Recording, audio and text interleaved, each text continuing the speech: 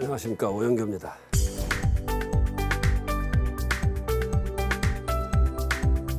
그래서 이렇게 되면 성과 지표를 구체적으로 그럼 어떻게 해야 되느냐? 바로 성과 관점에서의 지표는 사업 목표 달성도, 사업 각 코트라가 개별적으로 수익 사업을 하는 수익 사업을 목표로 하진 않지만은 수익을 창출할 수 있는 목표가 또 있습니다. 그런 목표가 얼마냐? 그리고 수익이 얼마냐? 수출을 얼마로 했느냐? 투자를 얼마로 했느냐는 이 가중치를 정하고 여기에 대한 목표치를 부여하게 됩니다. 그리고 목표치가 되면은 바로 여기 나와 있는 실적이 수시로 바로 입력되고 실적이 나오게 됩니다. 이렇게 되니까 바로 성과 지표가 설정이 되고 이 성과 지표에 맞는 목표가 설정이 되어서 그것을 위한 바로 지표를 어떤 식으로 평가하느냐 하는 방법까지를 제시하게 됩니다. 이런 것들이 바로 성과 지표의 설정과 지표별로 그것을 관리하는 방법입니다. 그것이 바로 성과 평가 시스템의 구체적인 예가 되겠습니다. 가장 낙후되어 있는 경영 관점에서 정말 잘못되어 있는 조직이 대표적인 것이 대학입니다. 제일 경영이 존재하지 않습니다. 경영의 관점에서 보면은 거의 과락에 해당됩니다. 바로 그러기 때문에 저는 그런 혁신적 대학 경영의 모습을 만들어 줘야 되겠다. 그래서 바로 대학 경영도 고객과 성과 중심의 대학 경영의 시스템으로 바꿔줘야 되겠다 해서 2007년부터 제가 대학을 바꿔가기 시작했습니다. 그 대표적인 방법이 바로 성과평가 시스템, 그 중에 하나가 성과평가 시스템입니다. 대학 성과평가 시스템은 바로 대학 전체와 단과대학 행정부서를 전체적으로 평가를 하고 그리고 그 결과에 따라서 자원을 효율적으로 배분하는 그런 기본적 취지에서 이루어졌습니다. 그리고 연간 평가를 하고 그 평가 방향은 기본적으로 그 전에 과거에는 바로 실적이 얼마였느냐, 또 외부 수입이 얼마였느냐 등 논문이 얼마였느냐 하는 단위별로 필요한 것만 특정 분야만 영역을 중심으로 평가를 했습니다.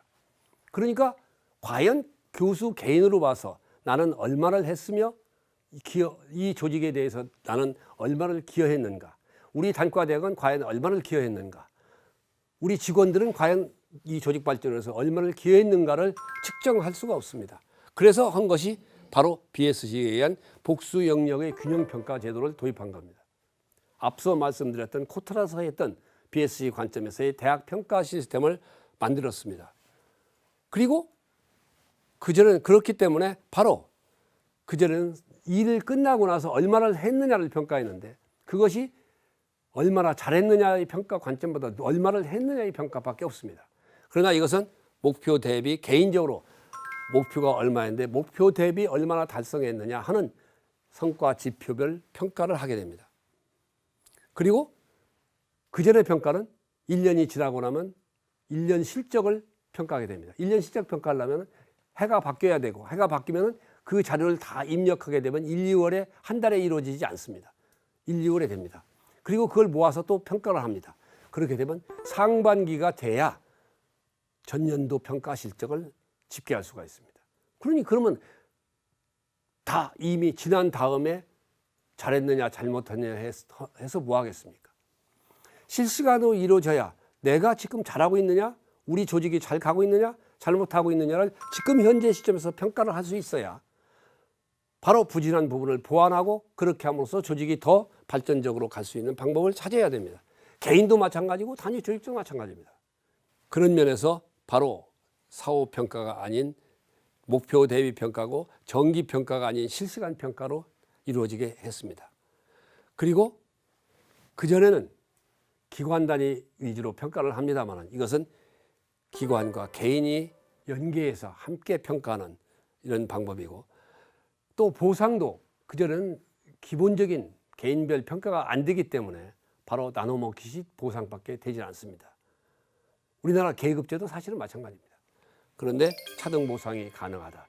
얼마만큼 성과를 냈느냐에 따라서, 얼마만큼 노력을 했느냐에 따라서 차등되게 평가받고 그거에 따라서 보상을 해주기 때문에 이런 성과평가 시스템이 대학에서도 시행하면 바로 대학 발전의 근원이 될 수가 있다.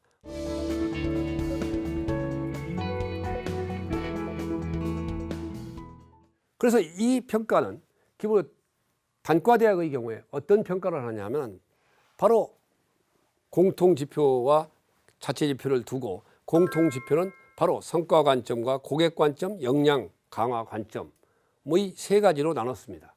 그러면 성과 관점은 뭐냐? 대학이 중요한 것은 교육이죠. 교육을 얼마나 잘했느냐.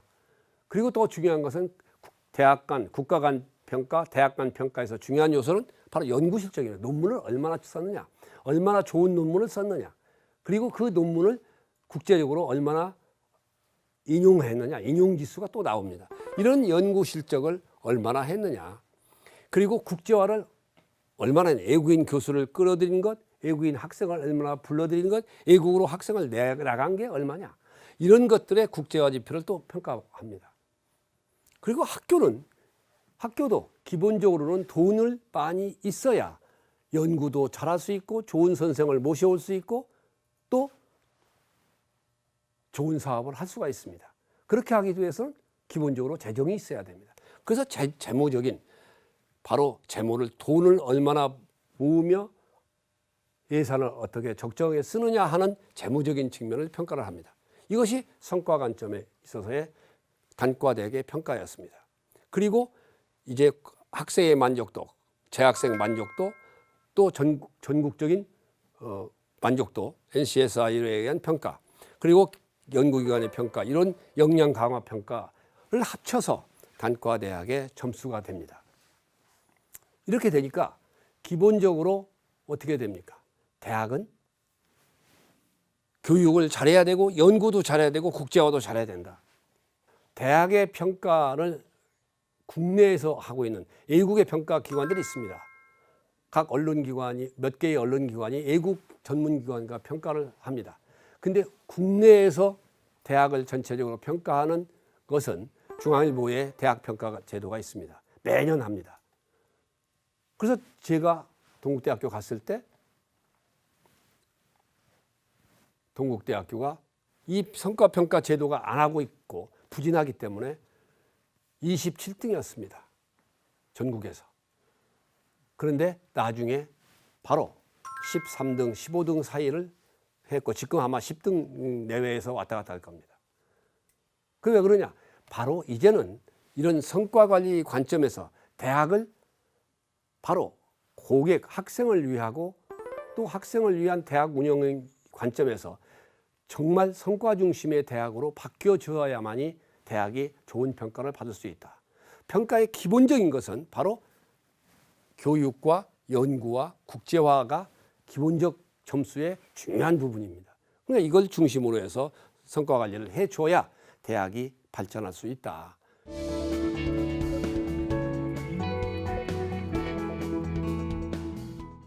대학에서만이 대학의 특성을 살린 혁신 경영의 시스템을 갖춘 대학은 지금은 아마 거의 몇 개 대학이 없습니다. 인류 대학들 저런 시스템을 갖추지를 거의 못하고 있습니다.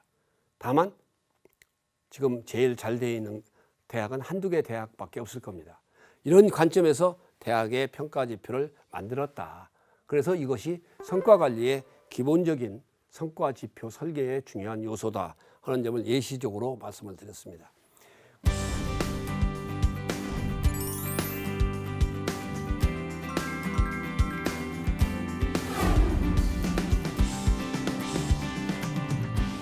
교원 개인은 그럼 어떻게 평가해야 되느냐 하는 개인 평가입니다. 바로 교육에 있어서는 강의 평가 교원의, 연구는 국제 논문, 또 논문 얼마나 썼느냐, 그리고 바로 교육 및 연구 역량을 위해서 얼만큼 연구를 잘했느냐, 실적이 얼마나 되느냐, 행사 얼마나 갔느냐, 이런 것들을 평가하게 됩니다. 이 강의 평가는 기본적으로 대학에 있어서 고객 만족의 고객 중심 대학 경영의 핵심 중에 하나입니다. 왜 그렇습니까? 대학의 고객은 누군가요? 1차적 고객은 학생입니다. 학생이 존재하기 때문에 대학이 있는 겁니다. 학생이 오지 않는 대학은 문을 닫아야죠. 가르칠 사람이 없는데. 그러니까 대학의 기본적인 1차적 고객은 학생입니다. 그러면 학생이 만족할 수 있는 강의를 해야 됩니다. 선생님들은.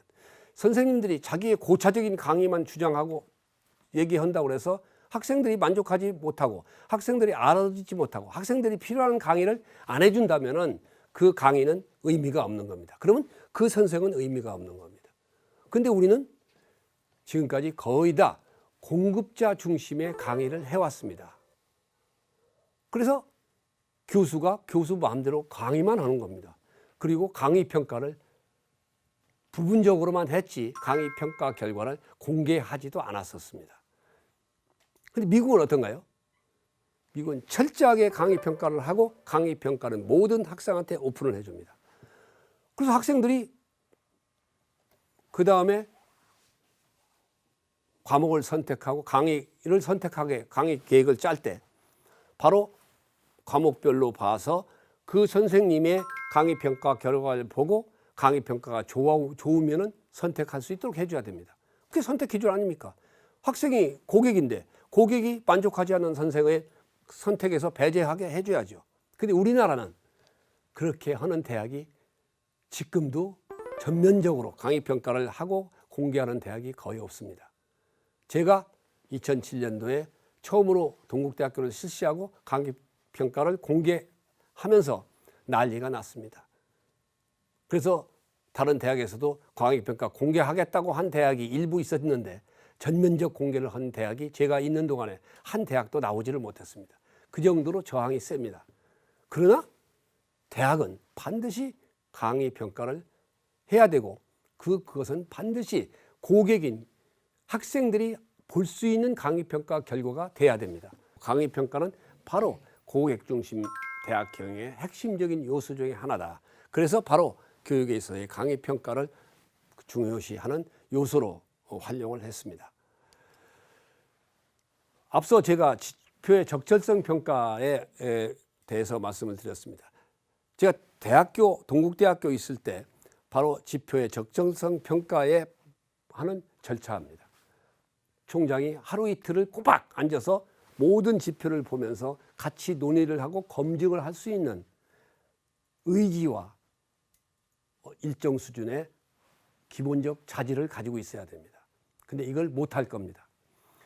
모든 사람의 지표를 만들 때 가급적 쉬운 지표를 만들려고 하는 경향이 있고 가급적 목표를 배분받을 때 과소한 목표를 공격적으로 정하는 것보다는 쉽게 달성하는 목표를 설정하고자 하는 것이 일반적인 경향입니다. 그러면 그걸 밑에서 만드는 대로만 하면은 그런 성과 지표 설계는 허나만합니다. 성과 목표 쉽게 다 달성할 수 있고 누구나 100점 맞는 시험 문제를 내면은 변별력이 나옵니까? 시험은 일정 수준의 변별력이 있어야 됩니다. 열심히 일하는 사람이 고득점을 할 수 있고 열심히 일하지 않은 사람은 저득점을 하는 점수의 분포가 이루어져야 됩니다. 그 지표를 적절하게 만들었냐를 평가하는 것은 바로 기관장이 저의 경우에는 총장과 부총장이 바로 50% 또 실무평가위원회 50%에서 합산해서 지표의 적절성을 점수를 매깁니다. 그래서 어떤 경우에는 적절성을 100점을 준 경우에는 그 사람이 달성한 목표는 100점이면 바로 100점이 됩니다. 90점이면 바로 90점이 됩니다. 그러나 적절성 평가에서 지표가 너무 소극적이다. 80%를 주었다 그러면 그 사람은 100점을 맞아도 80점밖에 맞지를 못합니다. 그러니까 그것은 바로 평가에 있어서 바로 페널티를 받는 결과가 됩니다.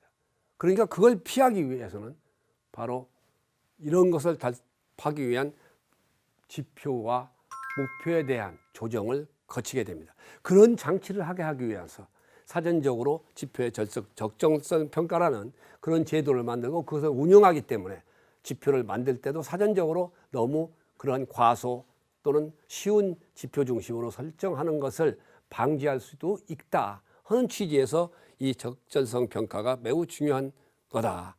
그래서 바로 이것을 다 이런 식으로 평가를 하게 되면은 지표는 CEO가 바라는 대로 지표가 설계되고 설계된 대로 또 목표가 설정이 되고 목표가 설정되니까 CEO가 바라는 전체의 총량 목표, 그 조직이 가지고 있는 총량 목표를 의지한 대로 생각한 대로 달성할 수도 있다. 그런 차원에서 지표의 적절성 평가가 매우 중요한 수단 중에 하나다. 그리고 이것이 한번 작동되게 되면은 이제는 몇 년만 하게 되면은 지표의 설계 자체가 이제 공격적으로 가는 경향으로 갈 수도 있다. 그런 취지에서 매우 중요한 수단 중에 하나다 하는 말씀을 드리면서 오늘의 강의는 여기서 마치겠습니다.